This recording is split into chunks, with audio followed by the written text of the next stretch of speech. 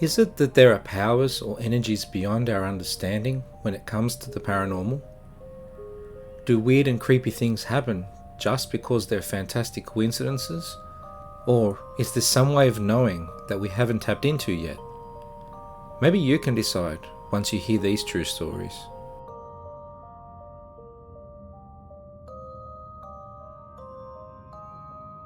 Knock Knock, Gainsborough, Lincolnshire, UK, circa 1950. Murray's great-grandfather had been ill for some time, and his condition was worsening as time went on. By this stage, his great-grandfather had received all the best care he could get, and he had been surrounded by loved ones. But on this particular night, he was not expected to survive to the next morning. Murray's great-grandfather was at home in his bed, and Murray's grandmother and mother were sitting up with him, as was the way things were done in those days. In the middle of the night, there was a knock at the door. Murray's grandmother looked at the door confused. "Who would be coming to the door at this late hour?" she mumbled. She did get up, however, to answer the door, and as she opened that door, there was nobody there. Shortly afterwards, his great-grandfather passed away. 5 years later, Murray's great-grandmother suffered a stroke and was quite unwell as a result. She was also being cared for, but there was nothing more the doctors could do, and sadly, she was expected to die from it. She also received care and attention from Murray's grandmother and mother, who sat up with her every night. One night, as they were all in the home, there was a knock at the door.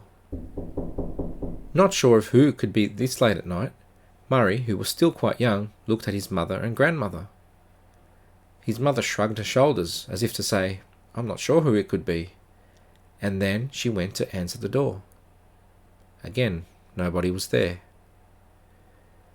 His great-grandmother passed away shortly afterwards, just like her husband had done 5 years before. It would be quite a few years later that Murray's grandfather was in hospital some 20 miles away from the family home. He had undergone a minor procedure and was doing well after the operation. He was expected to be home within the next few days, and the family were looking forward to having him back. In the middle of the night, Murray's grandmother heard a knock at the door. As she roused from her sleep to answer it, thinking it must have been something important, she opened the door. There was nobody there. Having noted the past experiences, where her own parents had passed away immediately after these mysterious late-night knocks on the door, with no one there, she began to get worried. She was so worried that she went to the phone box nearby to make some calls. She made a phone call to Murray's mother, and they were all okay. Then she had a creeping feeling that something had gone terribly wrong. She called the hospital just to see if her husband, Murray's grandfather, was okay. The hospital had to tell her that he had a sudden and unexpected heart attack and had just passed away. Nowadays, if Murray hears a knock at the door at night, he says he's petrified. Were these just coincidences, or was there something more at play? You decide.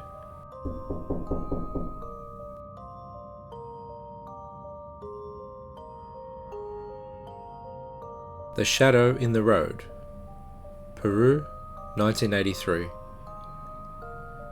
I was told this story by a man named Jose, and appeared quite unsettling for him. He genuinely believed that this incident was no coincidence, and that it was a portent of things to come.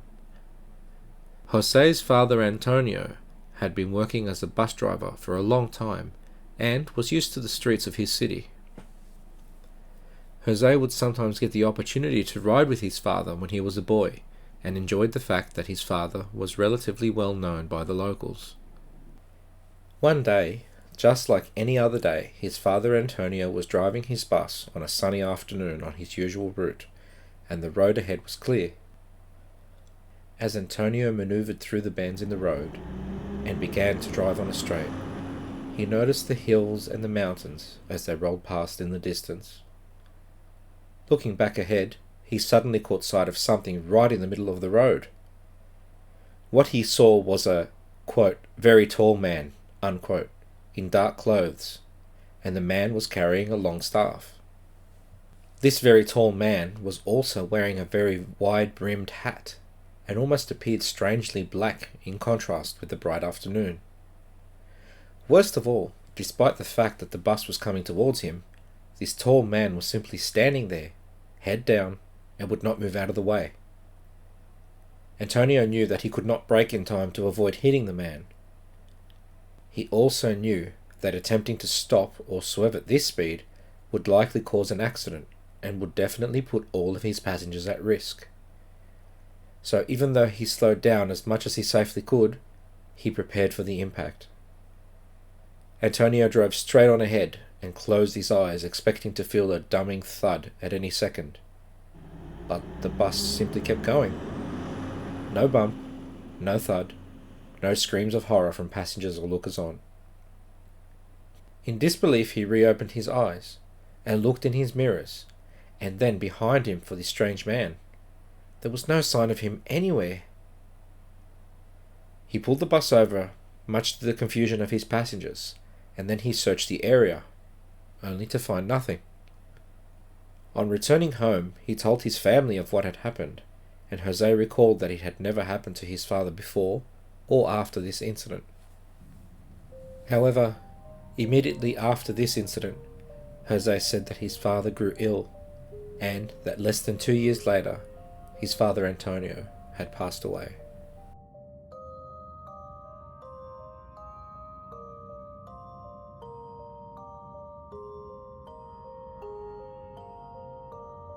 The Flock, Pyrmont, New South Wales, Australia, circa 2000.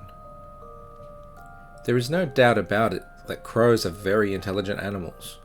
They have the ability to remember faces and can problem solve. However, often crows are associated with the creepy and the strange, and crows are considered bad luck in some cultures. Jason had never given this a second thought. After all, they're pretty common and they just go about their daily business. However, one day, Jason was at work in his small office building. As he was coming and going from his desk over the next hour or so, he noticed that on top of a balcony of an apartment block, across from his workplace, a crow landed and perched there. He didn't pay too much attention at first, but he noticed as a little bit more time passed, there were more and more crows perched on that balcony. Now Jason took notice, as a swarm of them were perched there on the balcony. Intrigued, Jason watched them for a while. They were simply sitting, and soon Jason commented to another staff member how so many crows were just sitting there, and he had never noticed them do this before. Jason admits that he wondered what the reason could be, but he never imagined what happened next. About 20 minutes later, the siren of an ambulance was heard pulling up to the apartment building across from Jason's workplace. And, at exactly the same time, the whole swarm of crows took off from the balcony, flew away and disappeared. Jason watched curiously as, another few minutes later, the ambulance officers brought out a covered deceased person from the building. Had the crows foreseen the death of someone? And if so, how?